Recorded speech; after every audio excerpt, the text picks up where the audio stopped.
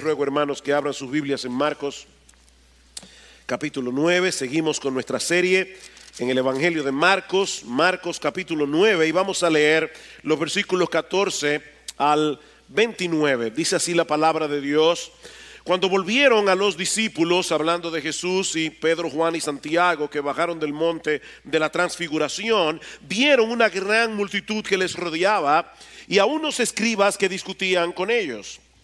Enseguida, cuando toda la multitud vio a Jesús, quedó sorprendida y corriendo hacia él le saludaban. Y él les preguntó: ¿qué discutís con ellos? Y uno de la multitud les respondió: Maestro, te traje a mi hijo que tiene un espíritu mudo y siempre que se apodera de él lo derriba y echa espumarajos, cruje los dientes y se va consumiendo. Y dije a tus discípulos que lo expulsaran, pero no pudieron. Respondiéndole Jesús dijo: Oh generación incrédula, ¿hasta cuándo estaré con vosotros? ¿Hasta cuándo os tendré que soportar? Traédmelo. Y se lo trajeron. Y cuando el espíritu vio a Jesús, al instante sacudió con violencia al muchacho, y éste, cayendo a tierra, se revolcaba echando espumarajos. Jesús preguntó al padre: ¿cuánto tiempo hace que le sucede esto? Y él respondió: desde su niñez. Y muchas veces lo ha echado en el fuego y también en el agua para destruirlo. Pero si tú puedes hacer algo, ten misericordia de nosotros y ayúdanos. Jesús le dijo: ¿cómo si tú puedes? Todas las cosas son posibles para el que cree. Al instante el padre del muchacho gritó y dijo: creo, ayúdame en mi incredulidad. Cuando Jesús vio que se agolpaba una multitud, reprendió al espíritu inmundo diciéndole: espíritu mudo y sordo, yo te ordeno, sal de él y no vuelvas a entrar en él. Y después de gritar y de sacudirlo con terribles convulsiones, salió y el muchacho quedó como muerto, tanto que la mayoría de ellos decían: está muerto. Pero Jesús, tomándole de la mano, lo levantó y él se puso en pie. Cuando entró Jesús en la casa, sus discípulos le preguntaban en privado: ¿por qué nosotros no pudimos echarlo fuera? Y él les dijo: esta clase con nada puede salir sino con oración. Uno de los grandes artistas del Renacimiento italiano fue el pintor y arquitecto Rafael.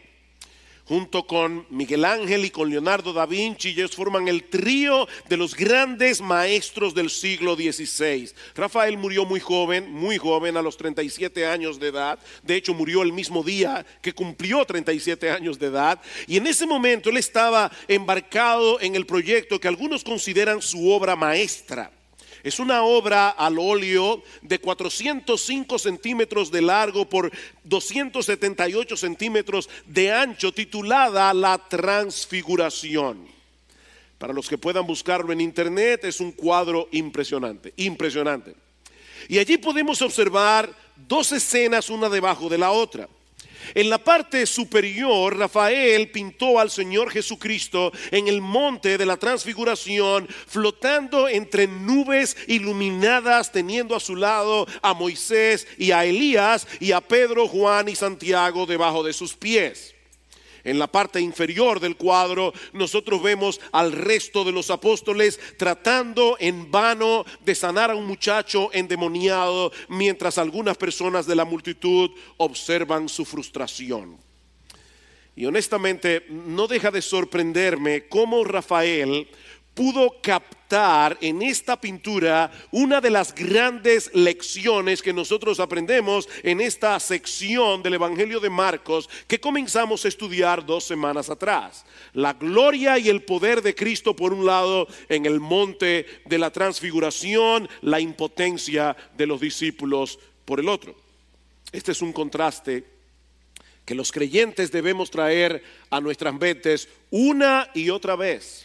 Porque el poder de Dios se perfecciona en nuestras vidas cuando somos capaces de reconocer nuestra propia impotencia. Como dice Pablo en 2 Corintios capítulo 12 versículo 10. El poder de Dios se perfecciona precisamente en nuestra debilidad.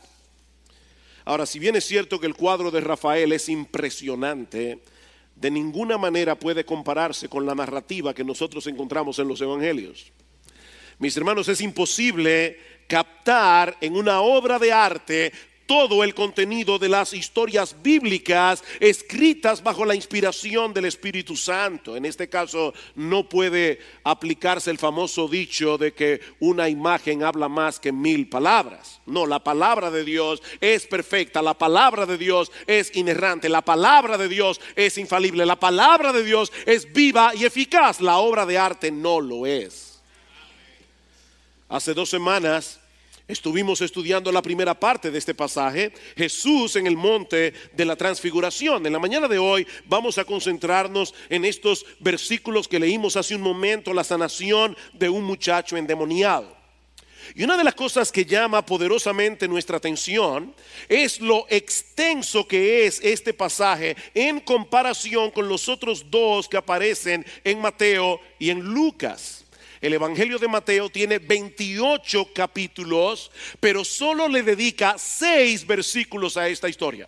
El de Lucas, que tiene 24 capítulos, solo le dedica 6 versículos y medio.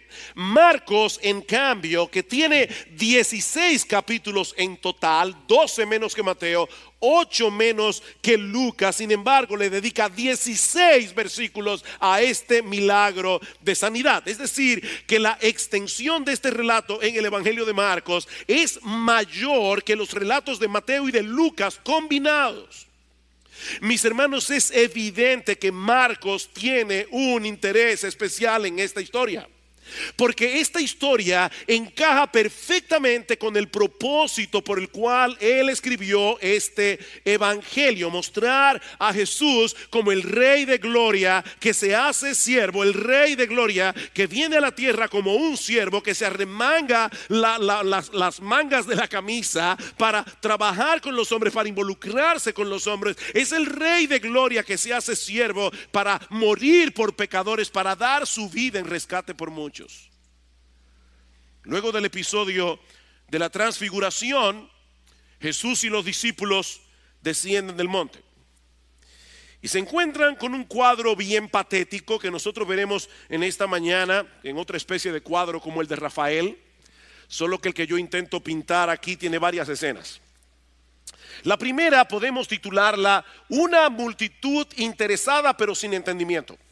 Una multitud interesada pero sin entendimiento. Dice en el versículo 14 que cuando volvieron los discípulos vieron una gran multitud que les rodeaba. Debemos suponer que mientras Jesús y los otros discípulos estaban en el monte de la transfiguración, el padre del niño endemoniado se había acercado cuando vio la compañía de los discípulos, pensando que Jesús estaba allí.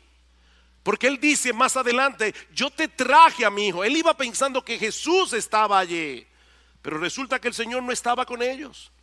Así que los apóstoles hacen su mejor esfuerzo para sanar al muchacho, pero dice el texto que ellos fracasan en el intento. Y los escribas, que eran como la Gestapo de aquella época, ellos estaban siempre allí esperando ver algún fracaso de parte de Jesús y de parte de los discípulos. Los escribas aprovechan la oportunidad para avergonzar a los discípulos delante de toda la multitud. Por supuesto, era más fácil ridiculizarlos cuando Jesús no estaba con ellos. Pero aparentemente estaban tan absortos en la discusión que ellos no se dieron cuenta de que el Señor había bajado del monte y se estaba dirigiendo directamente hacia ellos. Y Marcos nos dice que tan pronto ellos vieron al Señor, todos corrieron hacia Él sorprendidos. Y la palabra que se usa aquí expresa un estado emocional muy intenso, un estado emocional que en algunos casos puede llegar a ser preocupante. Esta es una palabra que solo aparece 2 veces más en todo el Nuevo Testamento. Y las 2 veces únicamente en el Evangelio de Marcos. La primera aparece en Marcos capítulo 14 versículo 33 para describir la angustia del Señor en el huerto de Getsemaní. La segunda vez aparece en Marcos capítulo 16 versículo 5 para describir el espanto de Pedro y de Juan cuando llegaron a la tumba del Señor y se dieron cuenta que estaba vacía. Yo no sé cuántos de ustedes han visto la historia histeria que sufren algunas personas cuando de repente se encuentran delante de un artista famoso. Me acuerdo siempre esa fecha, esa vez cuando los Beatles llegaron a Estados Unidos. Las muchachas caían desmayadas viendo a los Beatles. Bueno, mis hermanos, algo similar fue lo que probablemente sucedió ese día alrededor de la persona de Jesús. Dice en el versículo 15 que ellos al verlo estaban sorprendidos, estaban espantados, estaban alarmados y corrieron hacia él para saludarlo. Y saben, mis hermanos, lo que esto nos enseña: que la popularidad no es una señal inequívoca de éxito ministerial. Porque el interés de la gente por la persona de Jesús no siempre va acompañado por una motivación correcta. La gran mayoría de estas personas eran incrédulas, como veremos en un momento. Ellos estaban fascinados con el Jesús que hace milagros. Ellos estaban fascinados con el sanador, pero no estaban fascinados con el Jesús que vino al mundo a morir en una cruz para salvar a pecadores que merecen el infierno. Ellos no estaban fascinados con ese Jesús que vino a librarnos de la tiranía y de la condenación del pecado. Mis hermanos, hay un montón de mega iglesias en el día de hoy donde no se predica con fidelidad la palabra de Dios, si es que se puede llamar iglesias a ese tipo de lugares. Y se llenan hasta el tope cada domingo de personas que están detrás de un espectáculo religioso, de personas que están buscando algún tipo de beneficio temporal. Pero esas mismas personas rechazan la autoridad de Cristo en sus vidas con todas las fuerzas de su corazón. Yo estoy convencido de que esas mega iglesias han sido levantadas por el diablo para inocular a las personas al mensaje del evangelio. Por si acaso, no es que haya nada de malo en iglesias grandes. Yo no estoy diciendo eso. Quiere el Señor seguir trayendo multitudes a las iglesias donde se predica fielmente el evangelio. Lo que yo estoy diciendo, mis hermanos, es que nosotros debemos recordar que los números nunca son en sí mismos un síntoma de la bendición de Dios. Pero el Señor es tan bueno. El Señor es tan bueno que por encima de las malas motivaciones de los hombres, Él siempre está dispuesto a hacer el bien. Y eso nos lleva a la segunda escena de este relato, que yo he titulado Un padre angustiado y unos discípulos incompetentes. Versículo 16. Y Él les preguntó a los discípulos: ¿qué discutís con ellos, con los escribas? Y uno de la multitud le respondió: Maestro, te traje a mi hijo que tiene un espíritu mudo, y siempre que se apodera de él, lo derriba y echa espumarajos, cruje los dientes y se va consumiendo. Y dije a tus discípulos que lo expulsaran, pero no pudieron. Hay varios detalles en este pasaje que yo no quiero que ustedes pasen por alto. Este es uno de ellos. La pregunta de Jesús fue dirigida a los discípulos, pero ellos no respondieron absolutamente nada. Y yo imagino que probablemente la vergüenza de haber fracasado les había cerrado la boca. Pero entonces sale este hombre de la multitud y le explica a Jesús qué es lo que ha sucedido. Su hijo estaba poseído por un demonio, y sus discípulos no habían podido hacer absolutamente nada al respecto.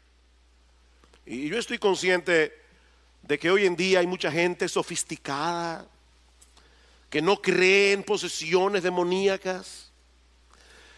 Pero hermano, yo quiero que ustedes noten que aquí no dice que el muchacho estaba sufriendo de alguna enfermedad natural y que esta gente supersticiosa se le estaba atribuyendo a un demonio. No, lo que este texto nos enseña es que el muchacho realmente estaba endemoniado. Él estaba endemoniado. Y yo sospecho que la razón por la que mucha gente no cree en este tipo de historias que aparecen en los evangelios es simplemente por el hecho de que se encuentra en la Biblia, y no porque ellos sean más objetivos y civilizados en el manejo de la verdad. La televisión está llena de programas que presentan relatos de casos paranormales, y muchos de ellos están en el rating número 1 de audiencia, en canales aún como Discovery. a la casa de fantasmas. Ese es un programa de Discovery. Cuando los fantasmas atacan, encuentros con extraterrestres, historias de ultratumba, portales hacia la muerte. Las mismas personas que rechazan los relatos de la Biblia son capaces de creer este tipo de cosas. Por eso se ha dicho con mucha razón que el problema de los incrédulos no es que sean incapaces de creer la verdad, es que son capaces de creer cualquier cosa menos la verdad. Ellos son capaces de creer cualquier cosa. Pero mis hermanos, nosotros tenemos todas las razones del mundo para confiar plenamente en el relato bíblico, porque esta es la palabra de Dios. Es la palabra de Dios, infalible, inerrante, inspirada por el Espíritu Santo. Y este pasaje no solo nos dice que este muchacho estaba endemoniado, sino que al mismo tiempo, en una forma muy vívida, con muchos detalles, Marcos quiere presentarnos aquí la verdadera cara de la maldad. El demonio había hecho miserable la vida de este muchacho y la vida de sus padres. Él no podía hablar, él no podía huir, él tenía convulsiones. Más adelante el padre le dice a Jesús que muchas veces el demonio arrojaba a este muchacho al agua, lo arrojaba al fuego tratando de destruirlo. Queridos hermanos, esta es la verdadera cara de la maldad.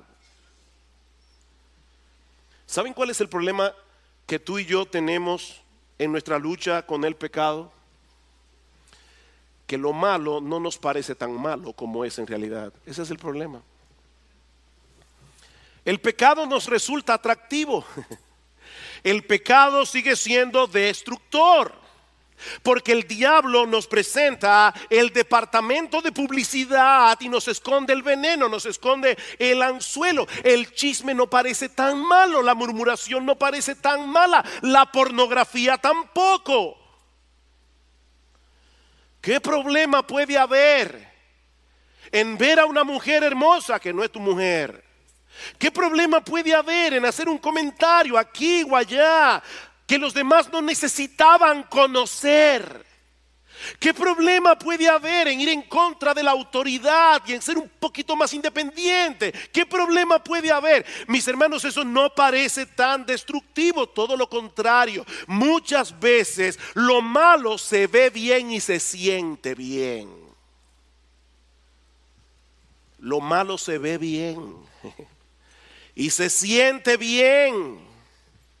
Pero mis hermanos, el pecado no produce nada bueno. El diablo no tiene ninguna intención de bendecirte. Su propósito es destruirte por completo. Su propósito es alejarte de Dios, porque Él es la fuente de todo bien. Escucha con atención, mi amigo que estás aquí en esta mañana. La maldad siempre produce frutos podridos. Siempre produce frutos podridos, aunque eso no sea tan evidente al principio. Esa es la verdadera cara del pecado. Ahora, yo quisiera tener la capacidad de ayudarlos en esta mañana a ponerse por un momento en el lugar de este papá. Yo quiero que ustedes se trasladen y se pongan en la piel de este hombre. Hermanos, este hombre día tras día veía a su hijo consumirse debido a esta influencia demoníaca. Día tras día, este muchacho tenía que estar lleno de llagas, tenía que estar lleno de heridas, lleno de golpes. Este hombre no tenía la menor esperanza de ver a su hijo crecer como un ser humano normal. Él no tenía la esperanza de verlo casarse, él no tenía la esperanza de verlo tener hijos. Tal vez este hombre por las noches se preguntaba qué sería de este muchacho cuando su mamá y él no estuvieran allí. Este hombre estaba desesperado. Desesperado. Dice en el Evangelio de Mateo que él llegó delante de Jesús y se postró delante de él suplicándole: por favor, Señor, ayúdame. Y para colmo de males, cuando llega delante de los discípulos, ellos no pueden hacer absolutamente nada para librar a este muchacho de esa terrible condición. Pero ahora el Señor está presente allí con ellos y el panorama cambió por completo, y eso nos lleva a la tercera escena de este relato que yo he titulado una reacción airada pero compasiva. Una reacción airada pero compasiva. La reacción de Jesús en los versículos 19 al 21 nos presenta un contraste tan increíble. Por un lado, el Señor se molesta profundamente por la incredulidad de sus discípulos. Versículo 19, respondiendo Jesús dijo: oh generación incrédula, ¿hasta cuándo estaré con vosotros? ¿Hasta cuándo tendré que soportarlos? Ese no es el Jesús que la gente quiere, pero ese es el Jesús de la Biblia.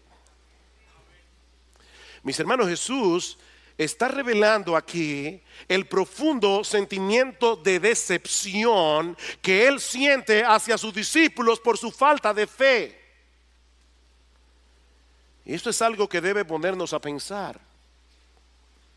Sí, el Señor es increíblemente paciente con nuestras debilidades.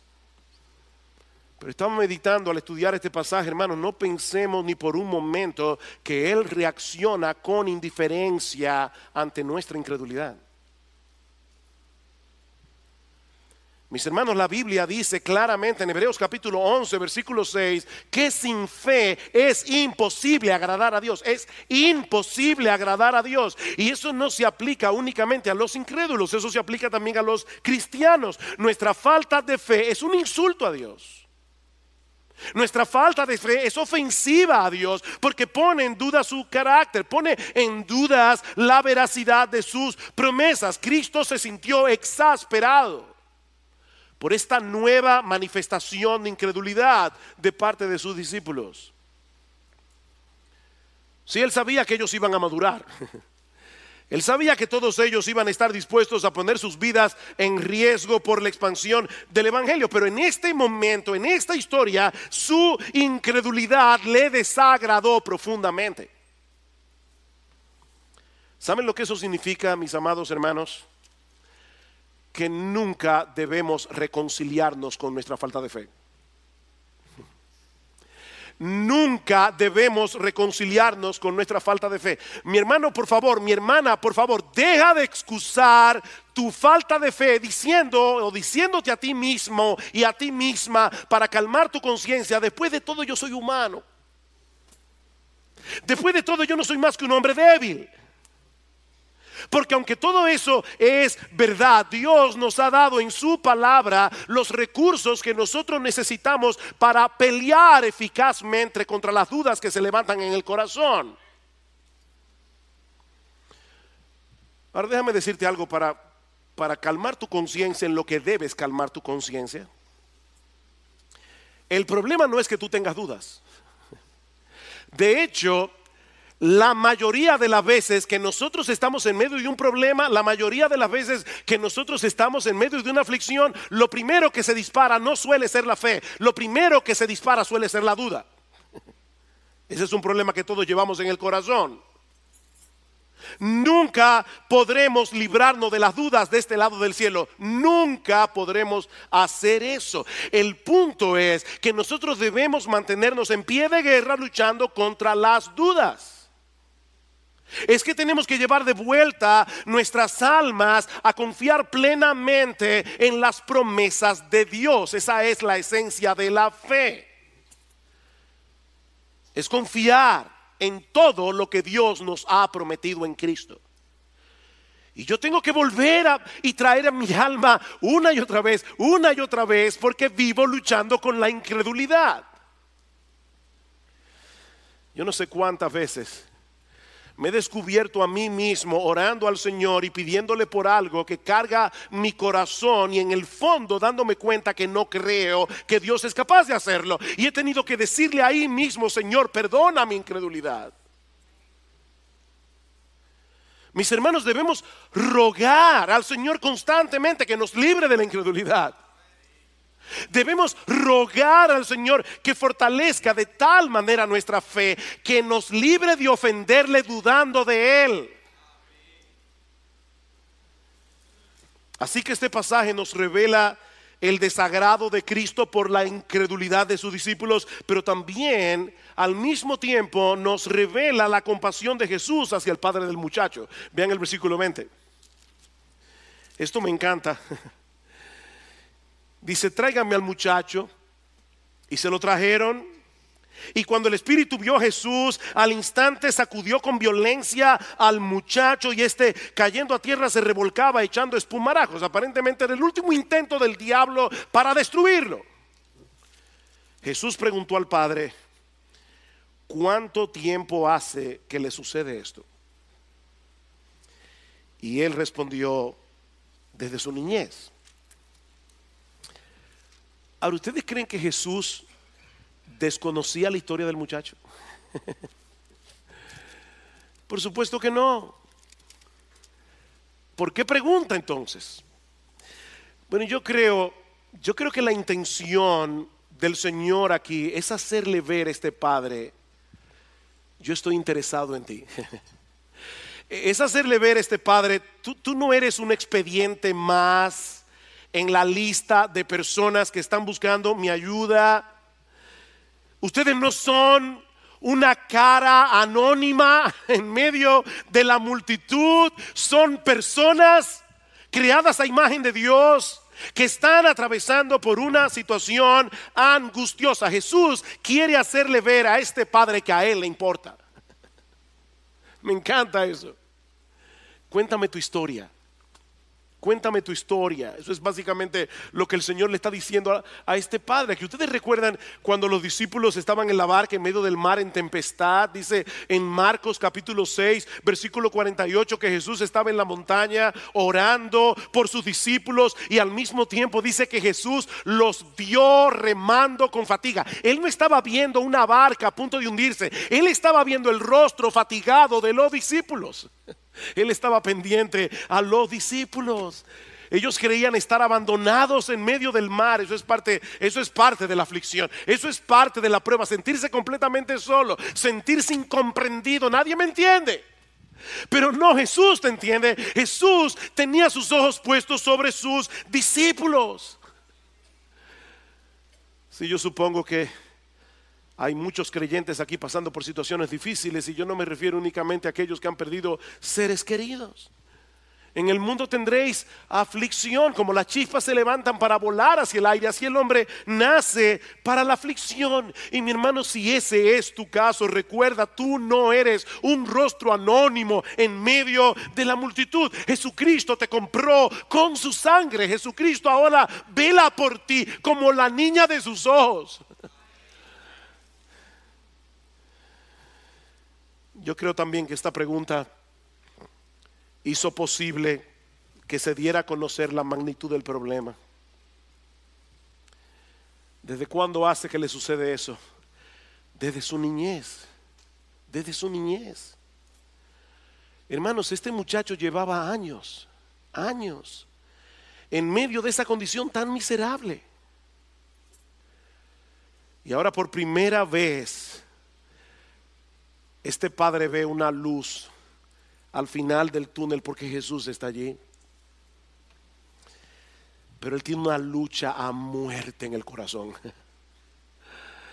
Y eso nos lleva a la cuarta escena, que yo he titulado Una fe real pero débil.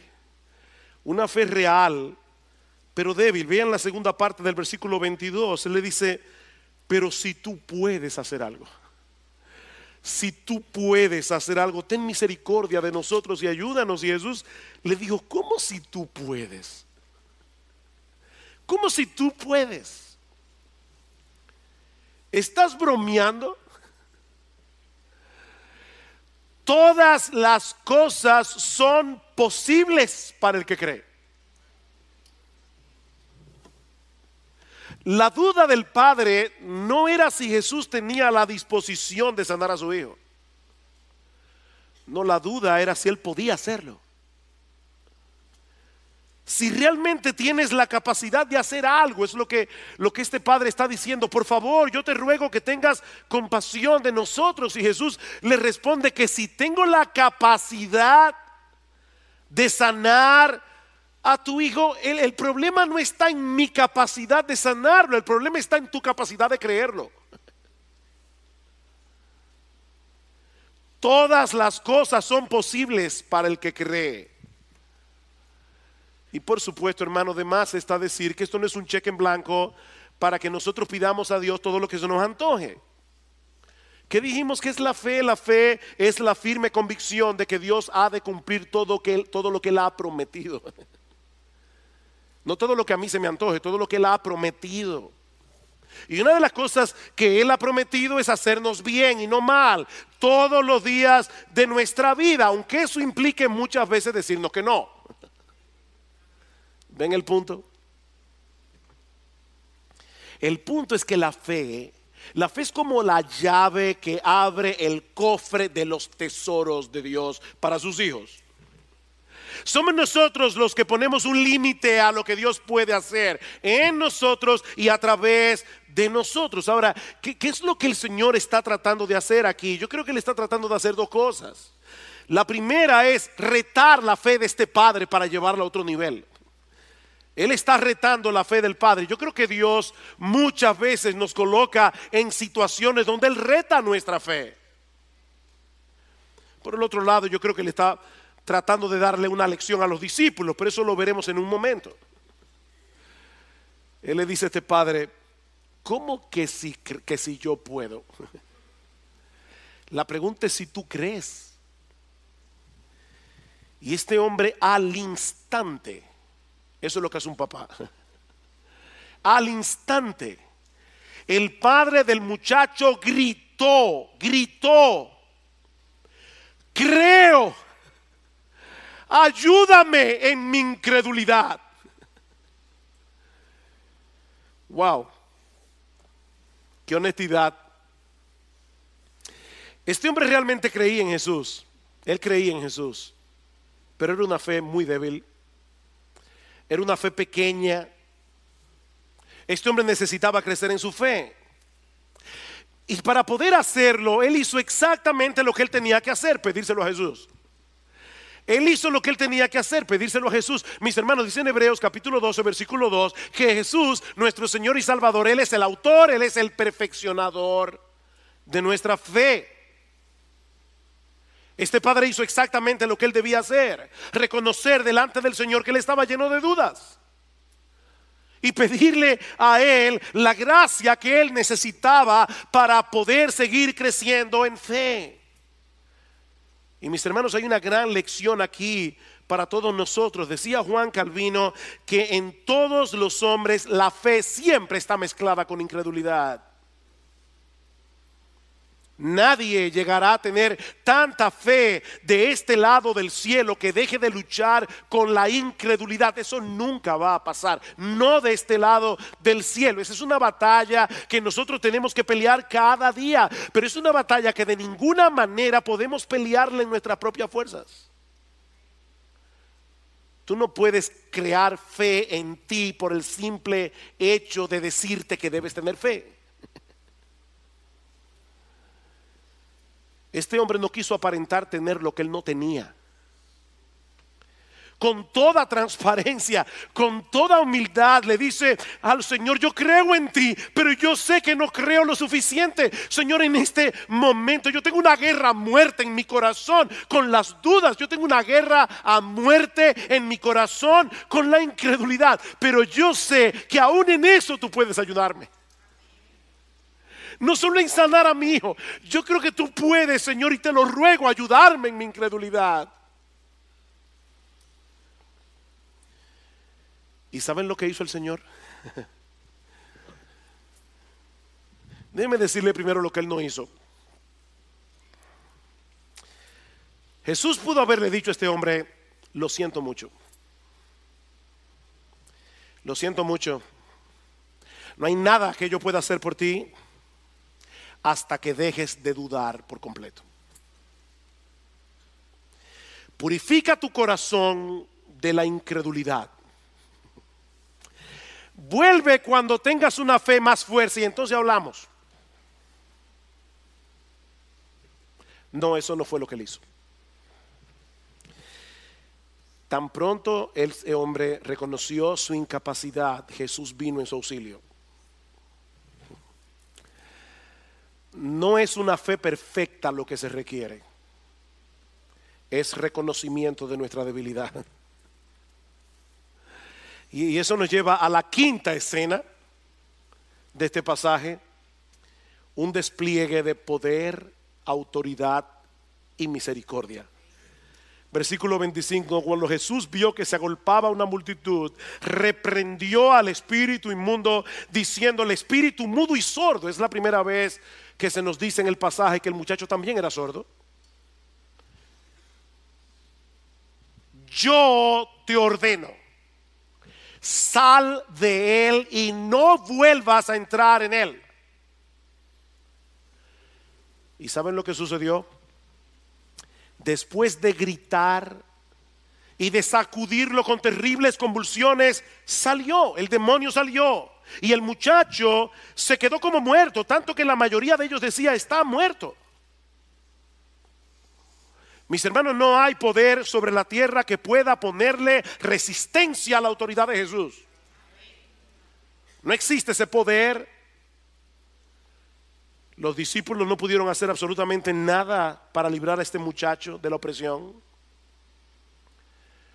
Pero ahora llega Jesús y, sin hacer aspavientos, sin usar ninguna fórmula mágica, le dice a este demonio: yo te ordeno que salgas de él y te ordeno que no regreses nunca más. El muchacho convulsiona una vez más, mientras el demonio parece estar luchando por no salir antes de hacerle el mayor daño posible. Pero Cristo había dado una orden y el demonio no puede hacer otra cosa que obedecerlo. El muchacho queda libre de su esclavitud, pero está tan exhausto que la gente piensa que ha muerto. Pero Marcos dice en el versículo 27 que el Señor lo tomó de la mano y lo levantó. Y hay mucha discusión entre los exégetas, porque la palabra que se usa allí es que lo resucitó. No sabemos si en un sentido metafórico o si realmente el muchacho murió. Pero Lucas añade un detalle adicional que enternece mi corazón. Dice en Lucas 9:42 que Jesús sanó al muchacho y se lo devolvió a su padre.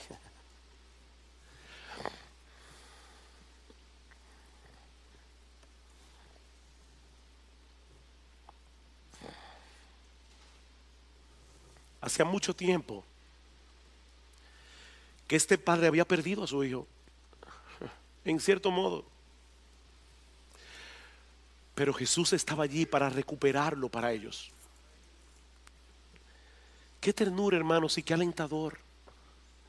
Qué alentador. El Señor entiende la aflicción de los padres creyentes cuando vemos a nuestros hijos lejos de la salvación. El Señor lo entiende. Y Él no solo tiene poder para salvarlos, Él tiene poder para ayudarnos a seguir esperando, para seguir descansando en Él, cualquiera que sea su voluntad. Cualquiera que sea su voluntad. Pero hay una escena más, la última escena, que todos necesitamos escuchar con mucha atención. Una escena que yo he titulado una lección dura pero necesaria. Una lección dura pero necesaria. Versículo 28. Cuando Jesús entró en la casa, sus discípulos le preguntaban en privado: ¿por qué nosotros no pudimos echarlo? A nadie le gusta reconocer su fracaso en público. Así que los discípulos esperan llegar a la casa para preguntarle al Señor en privado qué fue lo que pasó. ¿Por qué no pudimos? Y la respuesta de Jesús tiene dos partes que se complementan entre sí. En Marcos solo vemos una parte de la respuesta, pero en Mateo capítulo 17, versículo 20, el Señor le respondió: por vuestra poca fe. ¿Por qué no pudimos? Por vuestra poca fe. En el relato de Marcos la respuesta implícita es: por vuestra falta de oración. Vean el versículo 29. Él les dijo: esta clase con nada puede salir sino con oración. ¿Cuál es la implicación? Que ellos no habían orado. Mis hermanos, ¿cuál fue el problema de los discípulos? ¿Recuerdan ustedes en un pasaje anterior que ya estudiamos en esta serie, Marcos capítulo 6 versículo 7, cuando el Señor comisiona a los discípulos para que vayan a predicar por toda Galilea? Dice que el Señor les dio autoridad sobre los demonios. El Señor le dio autoridad para sacar demonios. Y dice en Lucas capítulo 10 versículo 7 que ellos regresaron con gozo diciéndole al Señor: hasta los demonios se nos sujetan en tu nombre. ¿Cuál fue el problema? Que ellos llegaron a pensar que los dones y las capacidades que el Señor nos da podían usarla en piloto automático. Ellos creían que por el hecho de tener esa capacidad siempre iban a poder sacar demonios sin depender de Él, y dejaron de orar. Ese fue el problema. ¿Y saben lo que es eso, hermanos? Un síntoma de incredulidad.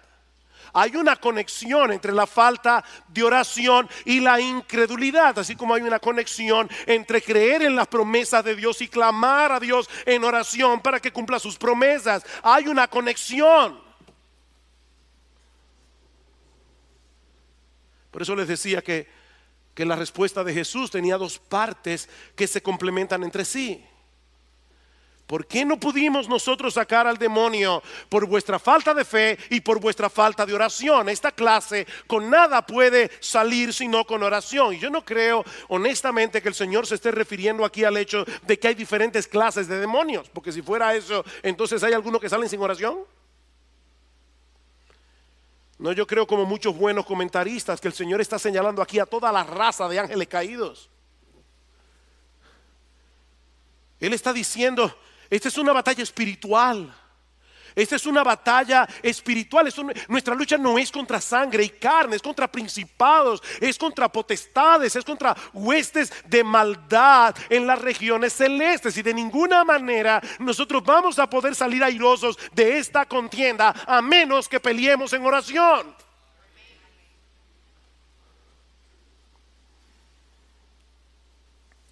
Miren, mis hermanos, nunca me cansaré de repetir esta misma frase, aun cuando estamos en nuestra mejor condición espiritual. Cuando estamos en nuestra mejor condición espiritual, nosotros somos demasiado débiles.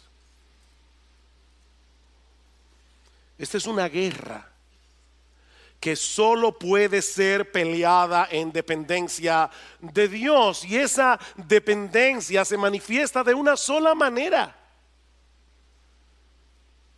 descansando en las promesas de Dios reveladas en este libro y orando,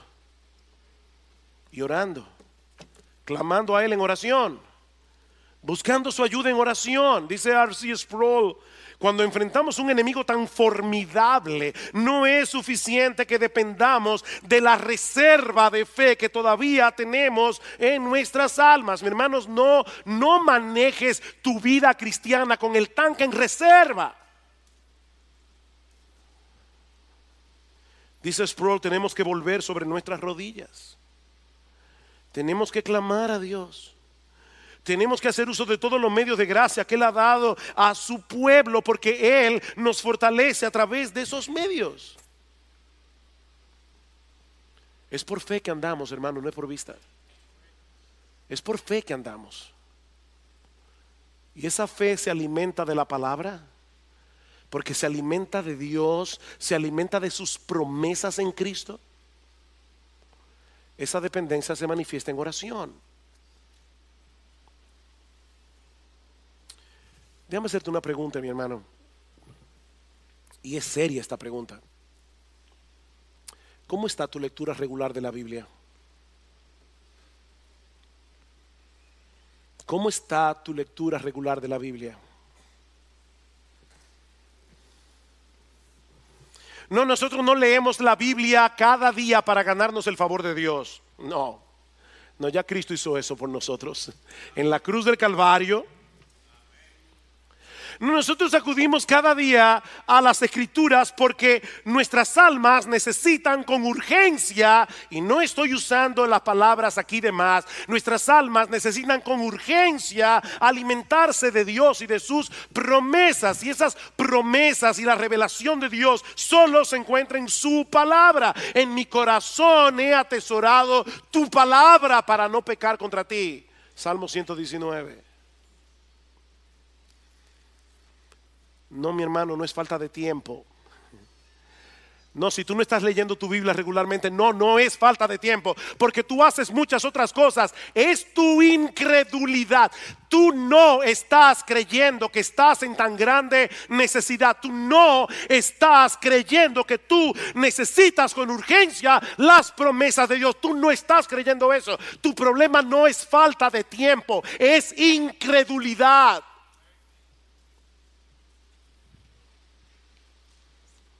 Hermanos, esto es serio. Yo no puedo negarles que tengo una carga como pastor en mi corazón.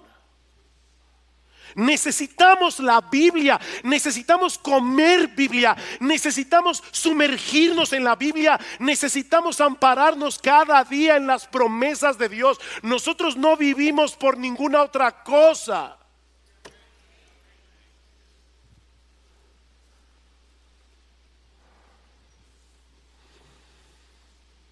Mi hermano, ¿cómo está tu vida privada de oración?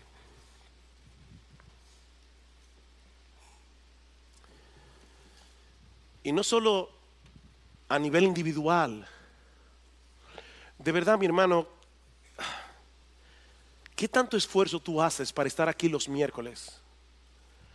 Cuando esta iglesia se reúne para clamar a Dios. Sí, yo sé lo del tráfico, yo lo sé. Yo vengo aquí todos los días. Yo sé que muchos tienen trabajos difíciles y yo lo entiendo. Pero cada uno debe cuestionarse en su corazón: Señor, es que de verdad yo no estoy viendo la seriedad de esto. Si tú no puedes venir porque no puedes venir, no te preocupes. No puedes venir y Dios lo entiende. Pero mi hermano, mi hermana, yo quiero que tú estés consciente. Nosotros estamos en medio de una guerra. Y no hay manera en que Dios pueda bendecir esta iglesia. No hay manera. A menos que nosotros dependamos de Él en oración.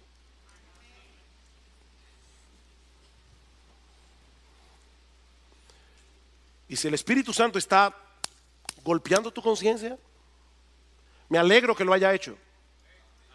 Pero ¿sabes qué, mi hermano, mi hermana? La culpa no motiva a nadie. Yo no te estoy queriendo hacer que sentir culpable. Yo quiero llevarte al arrepentimiento.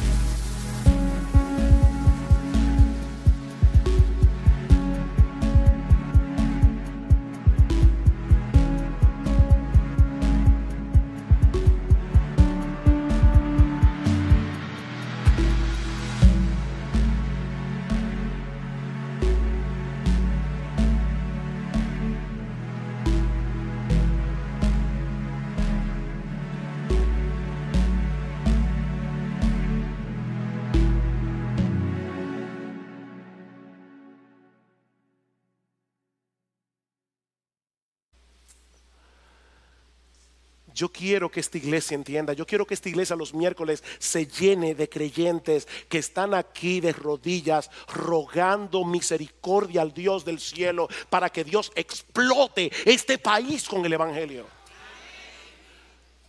Hermanos, estamos diciendo esto porque nosotros no queremos pastorear una iglesia que funciona con piloto automático. No, Dios no va a bendecir a los predicadores que se paran aquí porque tienen años predicando la palabra. No hay un solo predicador de esta iglesia que tenga la capacidad de resucitar a un muerto. Nosotros somos un saco de gente inútiles que necesitamos de vuestras oraciones. Ustedes no se imaginan el aliento que produce cada vez que uno de ustedes viene a nosotros y nos dice: pastor, estamos orando por ustedes. Wow, gracias. Gracias. Doy gracias al Señor. En esta iglesia hay un ejército de hombres y mujeres que oran. Eso no me cabe la menor duda.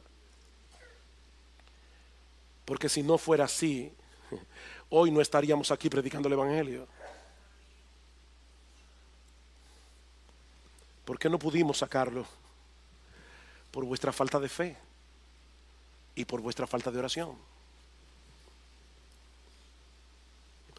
Y mi amigo, si tú estás aquí sin Cristo, tal vez tú estás en una situación muy similar a la de este padre,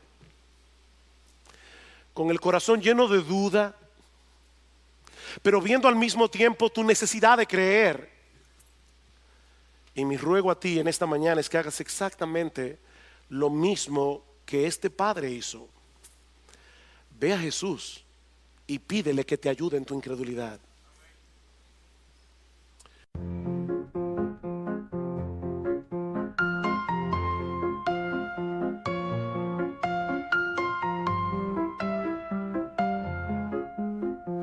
Dancing in the night, lost in rhythm tight. Heartbeats take the flight, love sparks ignite. Stars above us shine, euphoric feelings climb. Held in beats of time, harmony so fine. Symphony of love in the sky above. We become the dove, fly and join my love. Moonlight on our skin, where dreams do begin. Melodies within, hearts forever kin. In the rhythm's trance, every step's a dance. Mystery, romance, chance and circumstance. Symphony of love in the sky above. We become the dove, fly and join my love.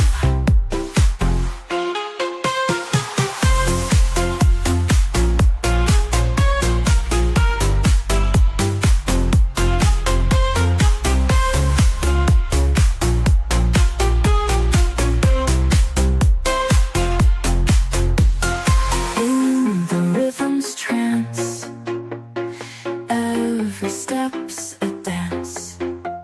Mystery, romance, chance and circumstance. Symphony of love in the sky above. We become the dove, fly and join my love.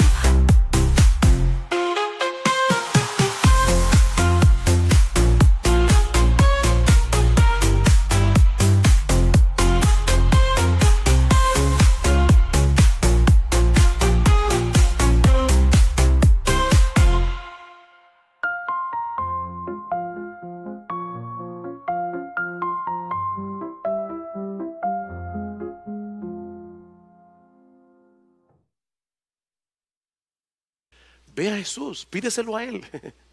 Dile: Señor, yo tengo un corazón de piedra, yo necesito que tú lo transformes en un corazón de carne. Mira, mi hermano, mi amigo que estás aquí, es mil veces mejor tener una fe débil en un Salvador todopoderoso que tener una fe fuerte en cosas que no pueden salvar. Y Él es un gran Salvador. Él es un gran Salvador. Y Él ha sido exaltado por príncipe y salvador para dar a su pueblo arrepentimiento y perdón de pecados. Pídeselo a Él. Pídeselo a Él. Él es un buen salvador. Oh, que el Señor bendiga su palabra.